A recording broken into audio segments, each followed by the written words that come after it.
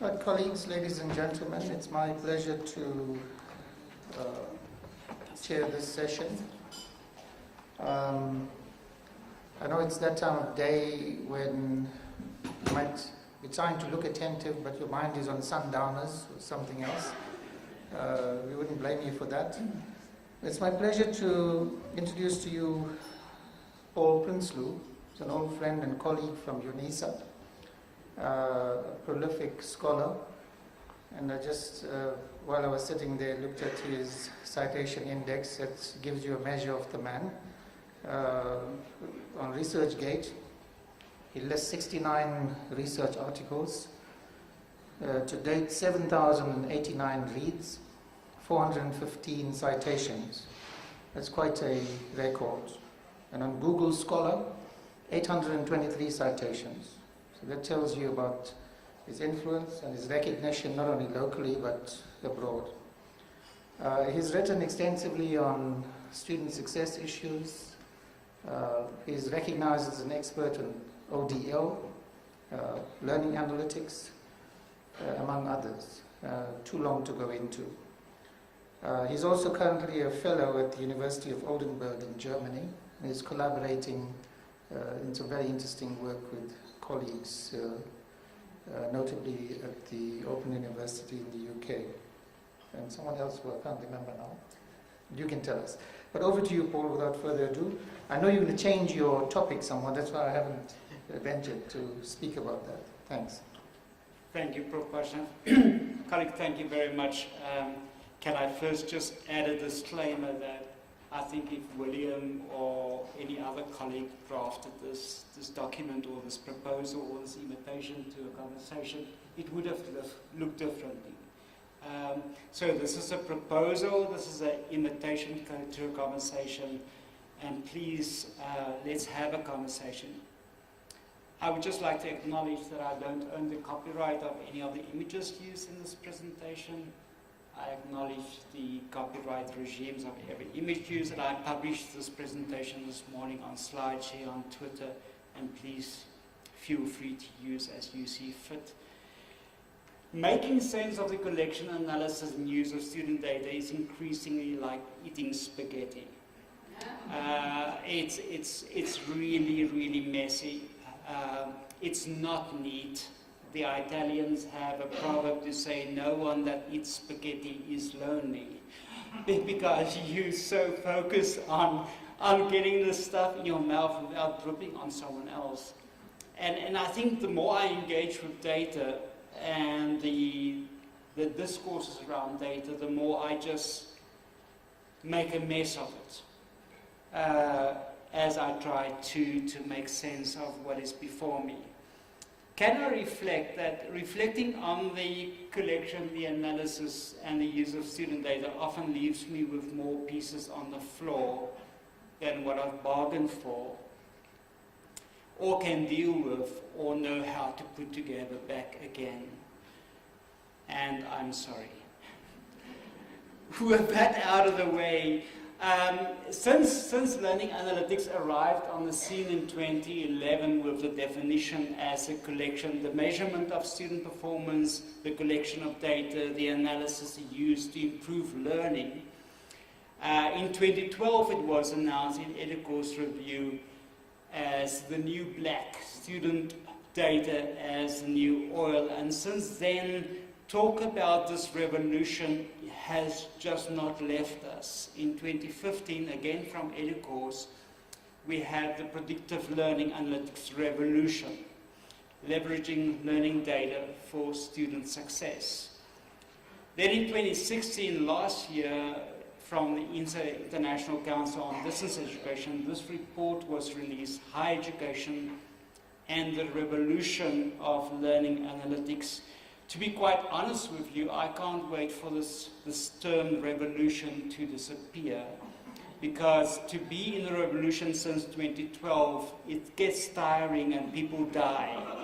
But anyway, this is 2016.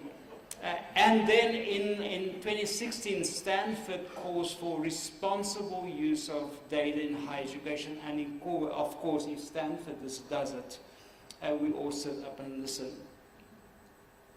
And then from Harvard this time, not to stay behind, from high school to Harvard, students urged clarity on privacy rights. This is fairly recent, on 3 June 2017. And then just last week from UNESCO, again, I do apologize, the data revolution in education. It was released in March, it only became available last week. And then wait, there's more. If you phone now, you can have one extra. The higher ed learning revolution, tracking each student's every move. Let's put a Fitbit tracker on every student's wrist. And then we can share data and correlations on how long they spent in the toilets and cafeteria, and that correlation with student success. So while you've heard about data Jedi and data ninjas, can I share with you to what extent have we become data paparazzi? Always hungry yet for more data. Always waiting for that shot to make a particular stance at a conference. But we're not the only players in this field of learning analytics and student data. This was released 2 days ago. Study finds institutions could generate $1 million annually with higher student retention. Now, no one can argue with that. But then wait, if you phone now, there's more. It's a commercial platform, iPass Solutions. What can iPass investment patterns show, and what exactly is return on investment? And please don't get me wrong, I'm not against venture capital, I'm not against commercial solutions. All I'm saying, in the field of the collection, the analysis and use of student data, the commercial vendors that use our student data and lock us into licensing regimes is an increasing concern for many privacy scholars. This was released under the previous US government. With all due respect to our American colleagues, I don't think this level of thinking we can expect from the current government. But the first one was in 2014, Big Data, Seizing Opportunities, Preserving Values, a beautiful, beautiful document. It's downloadable, please have a look. It's some sound thinking to say there's huge opportunities, but there's also risk, and let's just balance, let's just play with this. And then the other document was released in 2016, Big Data, a report on algorithmic systems, opportunity and civil rights, a document unthinkable under the current regime. So from the second document, it says, there must be pathways for fairness and opportunity, but it also cautions against re-encoding bias and discrimination in the algorithmic systems.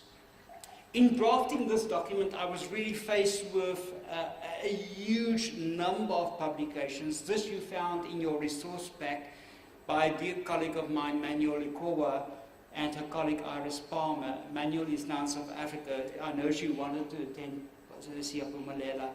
but unfortunately couldn't. But some very, very sound thinking, very accessible documents. I just loved it. As far as I could assess, the first institutional policy on the ethical use of student data was released by the Open University in 2014. And it has some very, very sound thinking and some clear rationale. This was released in 2014 as well by another dear colleague, Neil Slater, the Code of Practice for Learning Analytics, a very, very thorough literature review on the ethical and the legal issues. And this is very interesting. If you still can submit a proposal before 1 July, this is a call for chapters on responsible analytics and data mining in education. You will find a reference on the slide. But it asks questions: who collects and controls the data? Is it accessible to all stakeholders? And I wanted to add, under what conditions? So these questions are germane to the field. It's not new. It is not new news. Of particular impact on my own thinking in the context of a South African approach or a South African proposal to thinking about student data were these two sources. The one is on qualitative research, and the other one was on the indigenous data sovereignty. The latter is from the context of New Zealand or Aotearoa, and the other one is from Denzen and Giardina. Both beautiful, beautiful books that raises very important questions that Manuele Corbu and the other documents haven't raised yet. So when I was trying to propose a draft framework for considering the ethical implications of the collection, the analysis, and the use of student data, I had a look at all of them, but I must confess these two latter ones spoke the most to me. So my question to you is, how do we, and we will have to ask, who are the we, understand data? Do we see data as neutral, objective, scientific, all those nice things? Who has access to what data? What is the data used for, and by whom? What tools do we use to engage with the data and to collect the data? Who is accountable? How transparent are we? What are the ethical implications of all of this in and for higher education? And in drafting this document, I was thinking of if this ethical policy or this draft framework for thinking about ethics applies to us, we will have to think, what are the ethical implications in seeing data as raw or neutral or scraped or mined or curated or manipulated? So data, which is a founding block of this document, is not ethically neutral. It depends on how we see data. Those who collect, analyze, and use data, if Google only appoints white male coders, how does that affect the code? We will have to ask those questions. These are ethical questions. Our tools are processes.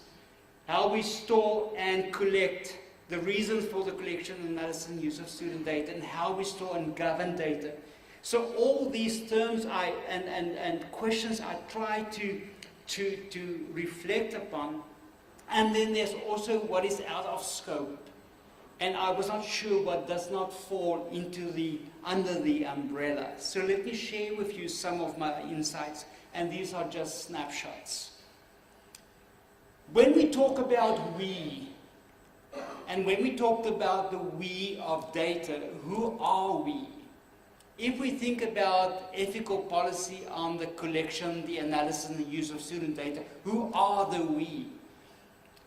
Are they institutional researchers? Do institutional researchers in an institutional research office, do they need ethical clearance, or do they have blanket approval? And what happens when they have blanket approval? Are they researchers in institutions? I'm a researcher at UNISA. I must publish single-authored articles, 5 articles in 3 years, which is okay. If I co-author, I must publish 10 articles in 3 years in a designated list of journals. So when I apply for ethical clearance, I must go through 4 committees, 20 signatures, and most probably I get a response from the ethical review board to say, your literature review is not comprehensive enough. So it's an established notion in literature that there's increasingly ethical creep in our ethical review boards. So when we talk about the collection, the analysis, and the use of student data, if we talk about institutional researchers, there's an ethical issues. How are we going to deal with that? If we deal with researchers, how are we going to deal with that? What are the ethical implications if we do contract research? What are the ethical implications if we use third-party vendors, learning management system providers?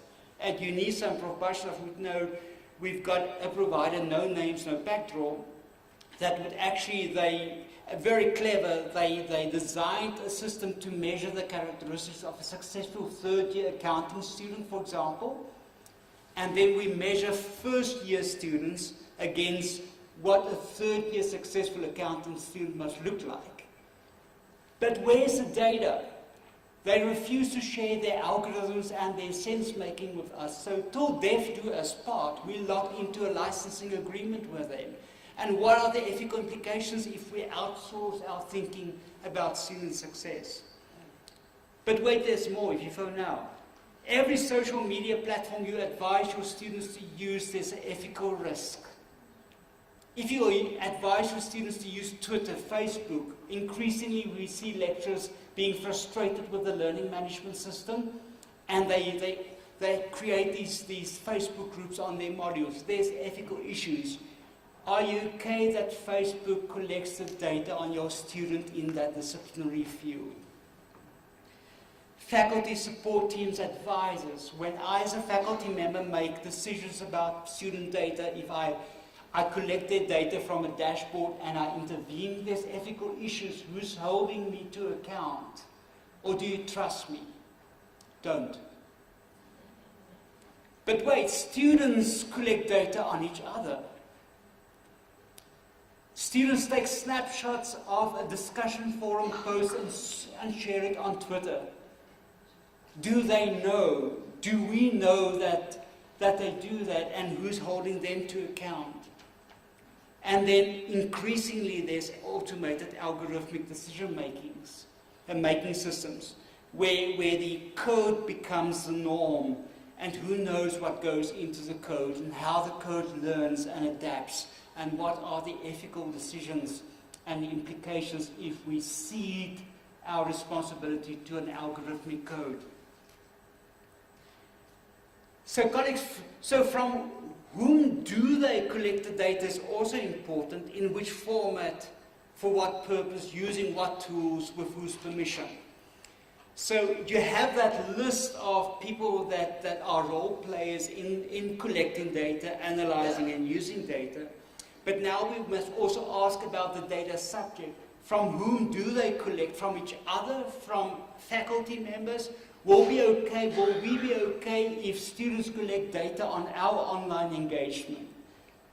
Will we be okay if they track and trace as the way we do with them? In which format, for what purpose, using what tools, with whose permission? How transparent are they, whoever they are, about the fact that they collect the data, the purposes, and whether the data subject will have input in the findings, the categories and labels, and the way the data is used?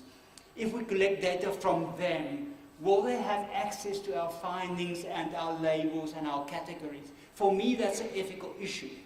If my doctor classifies, if my medical doctor, my general practitioner, classifies me as whatever risk of cholesterol, whatever, I need to know, because it depends, it impacts on my life. Who will hold them accountable? And then lastly, how will we hold them, whoever they are, accountable? So all of these are issues that an ethical framework must sort of grapple with. And now you see why I think the metaphor of a bowl of spaghetti is almost very apt. It just gets messier. There are also different types of data. There's structured and unstructured. Don't ask me what the difference is. There's qualitative and quantitative. And I think each of these has its own implications for the ethical dimensions of whatever you collect. There's small, there's big, there's deep, there's surface, and this morning, Francois, we heard there's consequential and inconsequential data. So I was a Tutsi, and it was inconsequential, till that evening when there were roadblocks, and then my Tutsi status became consequential. There's data required at the point of entry. To need the service, you need to provide us with the following information. If you don't want to provide us with the information, tata. That's what FutureLearn does. If you want to do this massive open online course with FutureLearn, we will install the following cookies on your device. You can disable cookie A, B, C, the one without the chocolate chips. But if you delete this cookie, you cannot study through FutureLearn. So there's data required at the point of entry. But there's also gifted data. Isn't that a beautiful term?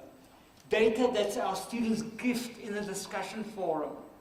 Gifted during interpersonal, digital, analog transactions and interactions. What happens to the ethical implications when Coursera, I mentioned their name, advises students please share as much as possible personal detail in the discussion forum because it will allow us to assist you more. And then in the terms and conditions it states that they can sell that data to a third-party provider. So what do we do with gifted data? Data that we didn't require. Data that comes forth from a student engagement when a student suddenly acknowledges in a discussion forum, I'm HIV positive. What do we do with that gift? And what are the ethical implications if we don't take the gift and do something with it? And that someone must be alerted to say there's a need there. There's also specifically collected and used data, survey data, the SASSI data, the BUSI, and all the C data. There's automatically collected and used data. Our algorithms that run, loggings, downloads automatically. There's ethical issues there. There's automatically collected, stored for future use data. So we're not going to use it now, but we store it, and who knows when it will become consequential. And then there's all of the above in combination with a number of any of the above. And that's scary, where my gifted data becomes correlated with the required data, and there it goes, and the ethical mire just gets deeper. But then, this is from Gardner, there's specific issues around descriptive analysis. What happened?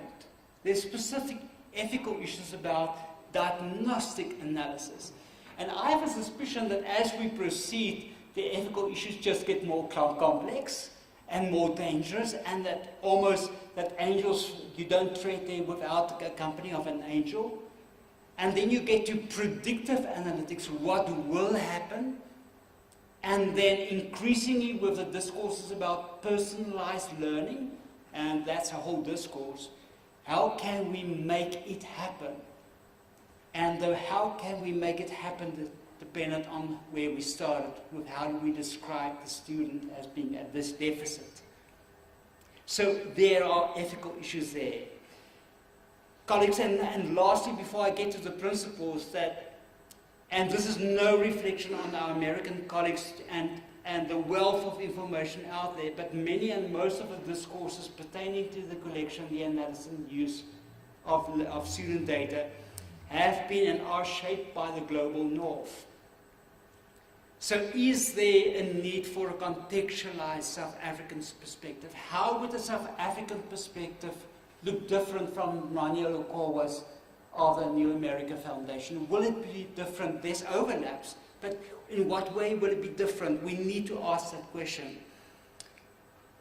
So at the workshop last year, we said a contextualized approach to the ethical collection, analysis and use of student data in the South African context acknowledges the lasting intergenerational effects of colonialism and apartheid. That's our starting point.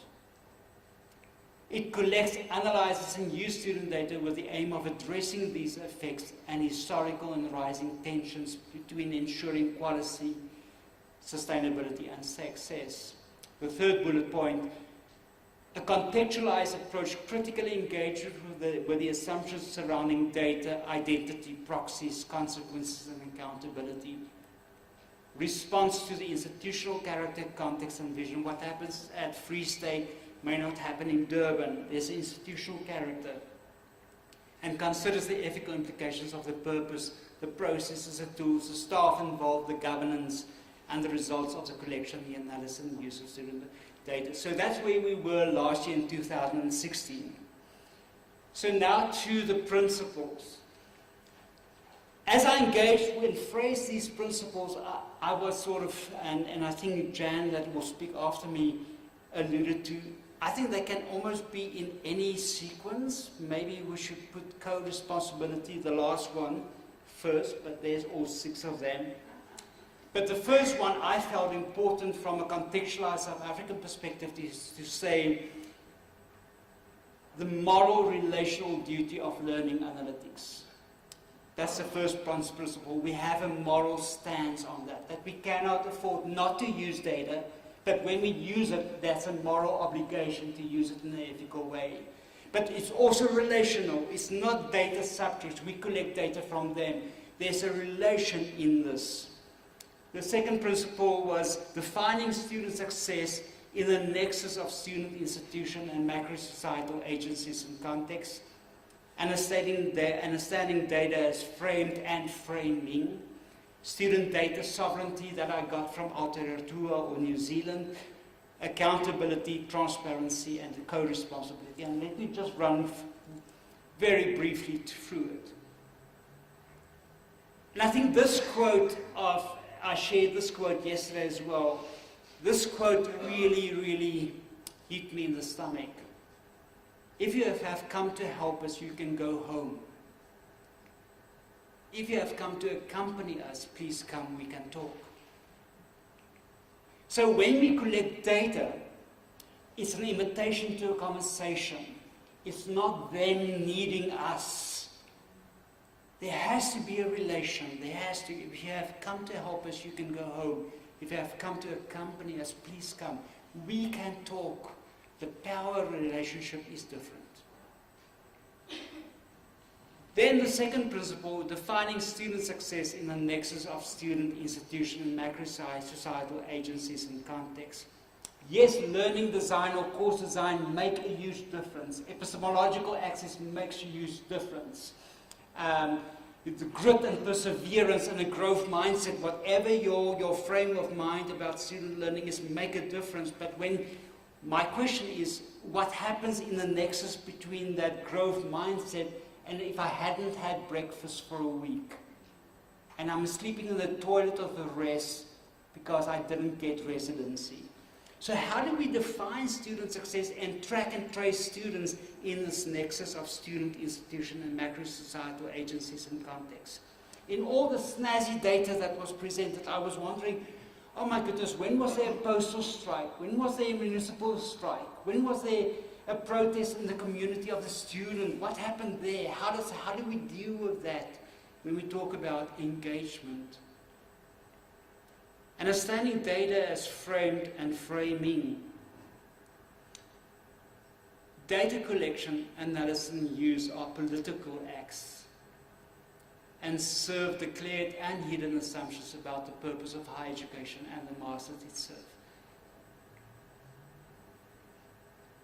Then we get to principle 4, and there's 2 more after this, 3 more. Data sovereignty.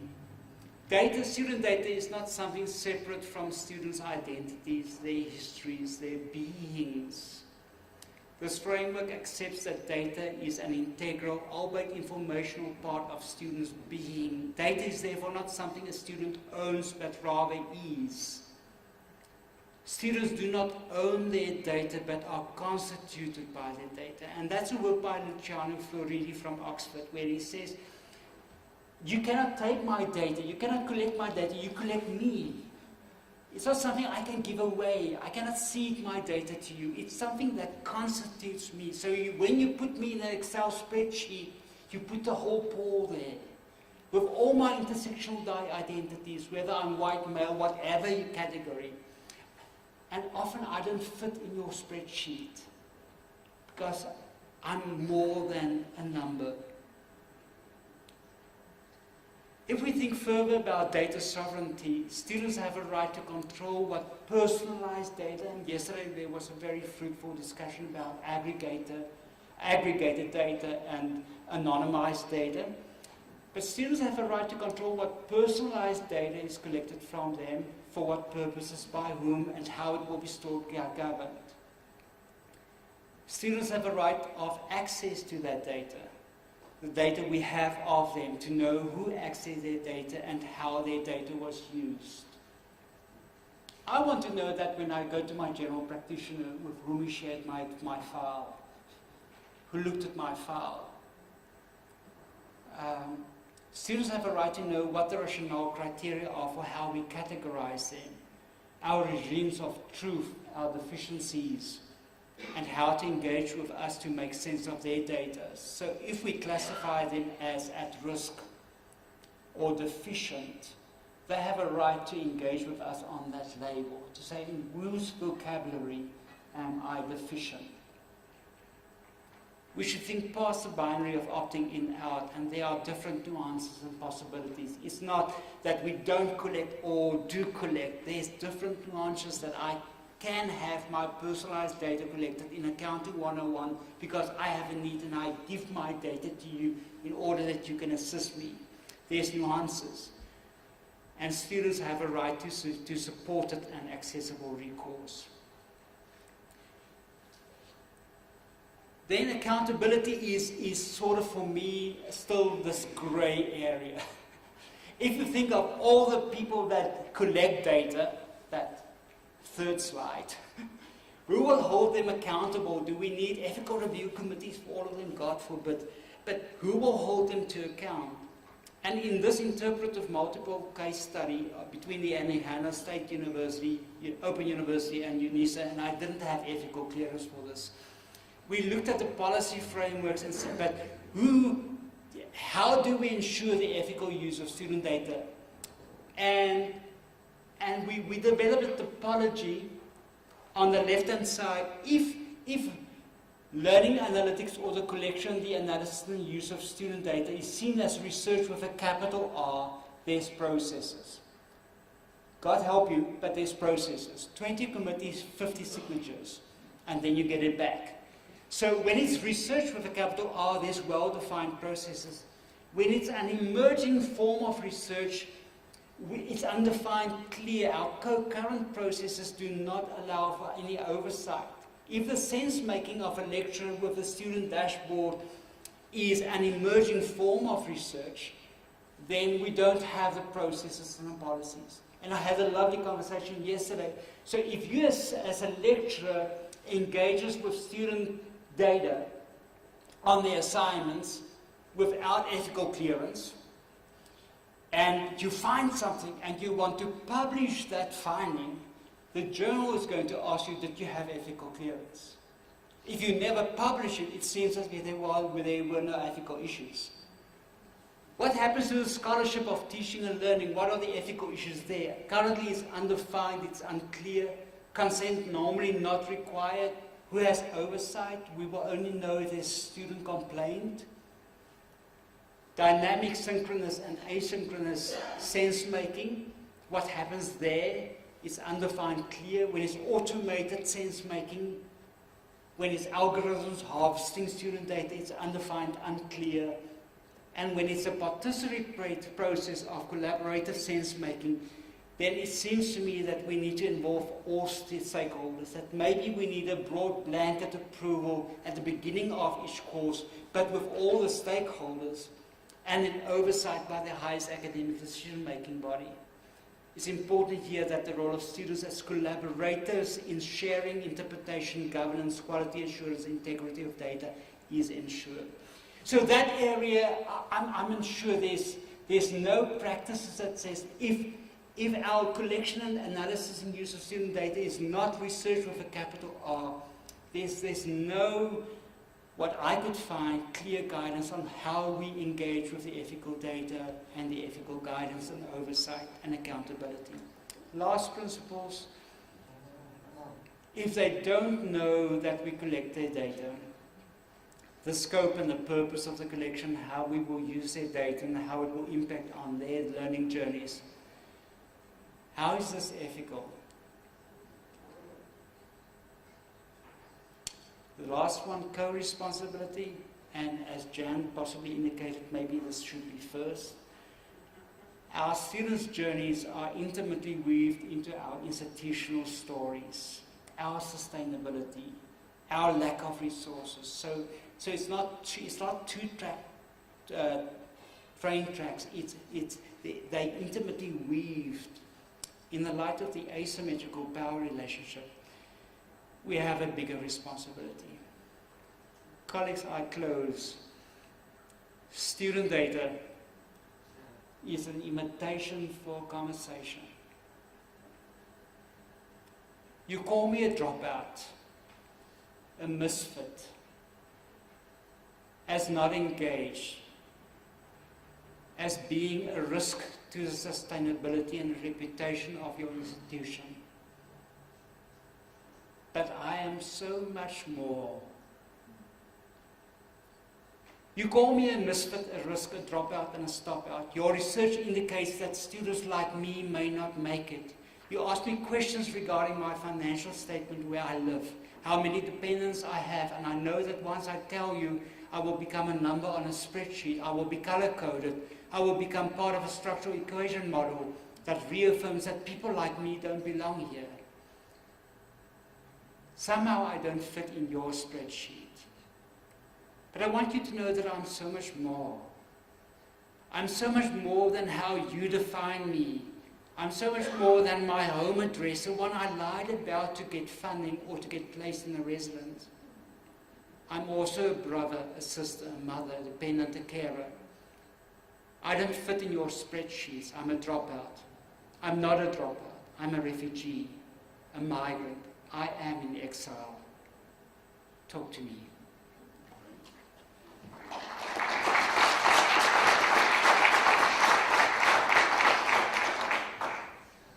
I think you'll agree we've been, if you participated in the workshop yesterday, which was on the subject of the ethical use of student data, you would know that it was robust and engaging, interactive, and many of the issues that Paul has elaborated upon and also crystallized, I thought, in a very compelling way, had surfaced yesterday as well.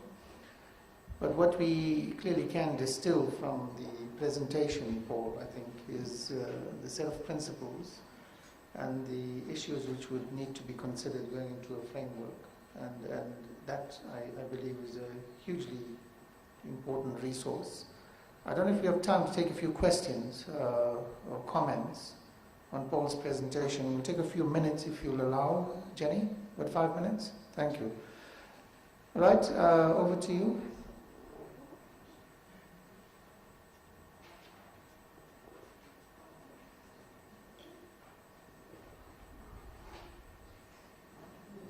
Okay, Francois?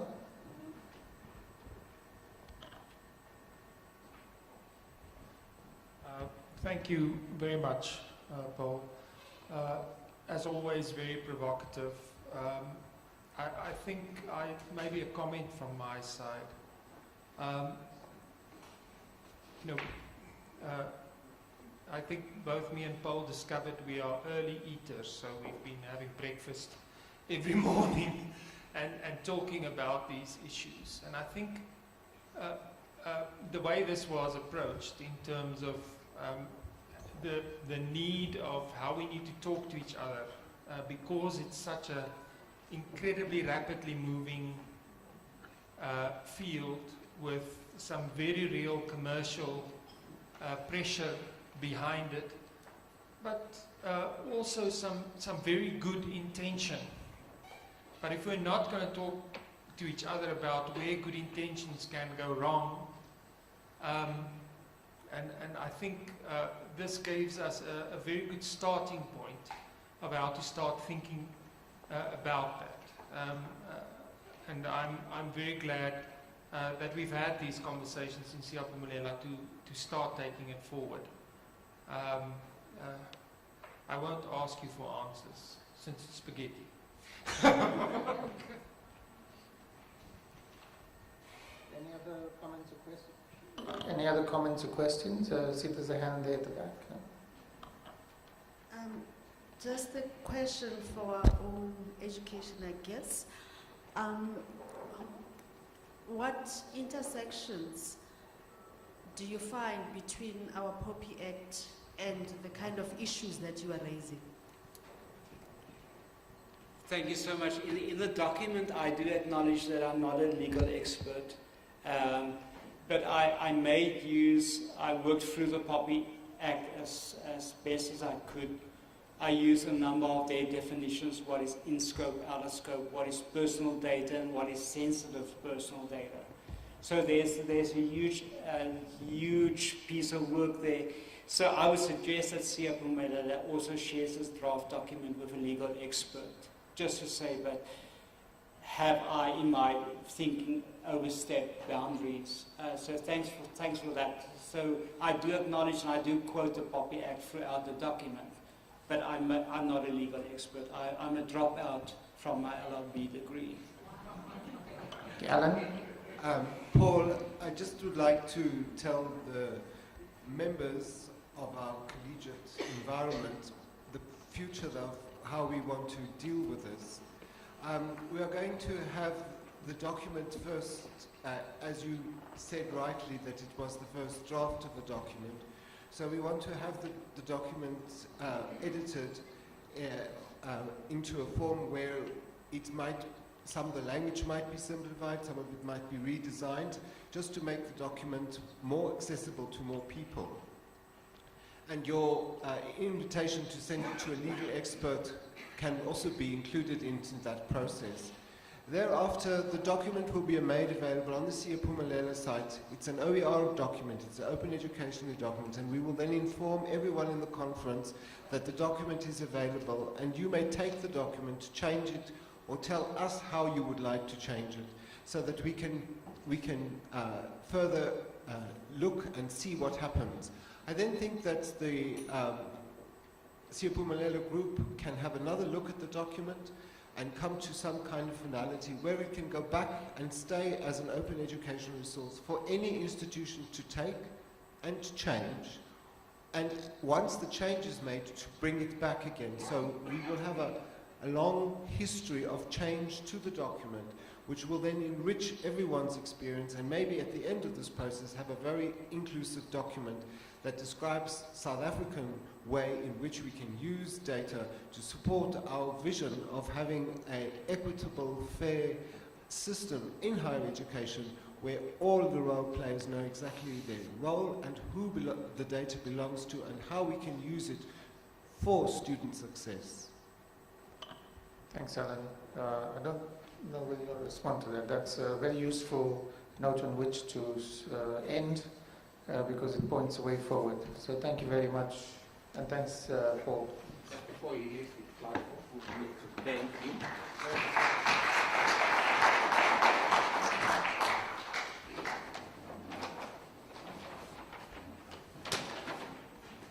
We just want to thank Paul for such a wonderful presentation. Thank you very much, Paul.